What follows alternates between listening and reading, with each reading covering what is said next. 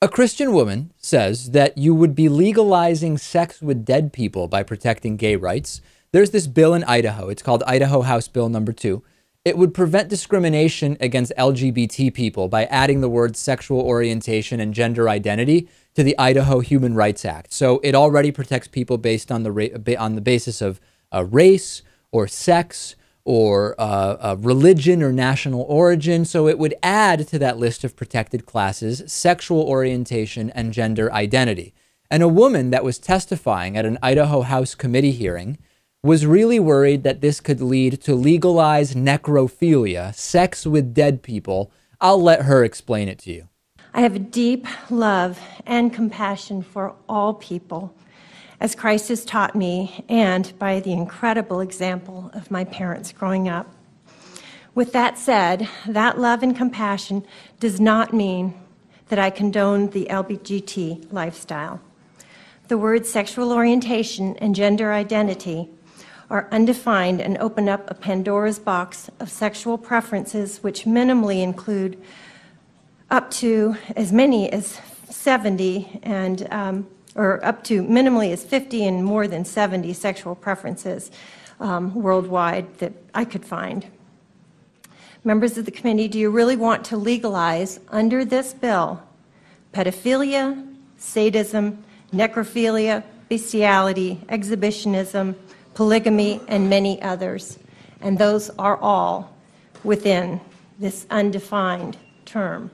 This is one of the most absurd canards from the anti-gay right about LGBT rights. Let's actually break it down, Lewis. I don't know that we've ever done this before. Pedophilia. Children cannot consent, so there is no issue there, no slippery slope. We are talking about age of consent with regard to pedophilia laws, same-sex marriage, no bearing on that whatsoever. Sadism is just the tendency to derive pleasure or sexual gratification from inflicting pain, suffering, or humiliation. The law is already established about what is legal, what is illegal as far as violent contact and consent with regard to that. Nothing at all to do with protecting gender identity and sexual orientation. Bestiality.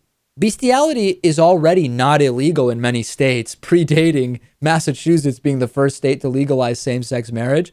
So you don't need LGBT protection as a slippery slope to bestiality. We've had that for a long time, Lewis. We have, yeah. That's, of course, it depends on the state. I mean, there are states where this is seriously in question, states that do not have legalized gay marriage. Exhibitionism. This has nothing to do with whether you're attracted to men, women, or both. It has nothing to do with whether you identify as a man or a woman or anything else. Some states allow everyone to be topless in public. Some don't. Different states have different rules about exhibitionism. Nothing about protecting gender identity or sexual orientation would affect that. And then polygamy has nothing to do with sexual orientation at all. Polygamy actually is a lifestyle choice, unlike sexual orientation. We've had the conversation for the pros and cons, the logic of banning polygamy, but to say it has anything to do with protecting sexual orientation is absurd. And then we get to necrophilia, sex with dead people.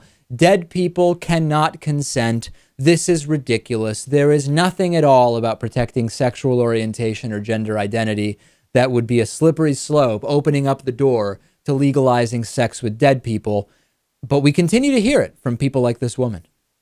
You can see two people behind her when she talks. One of them is just shaking their head. The other is kind of laughing. Yeah. But she genuinely believes this. She thinks that all of what she outlined is a serious threat to her state.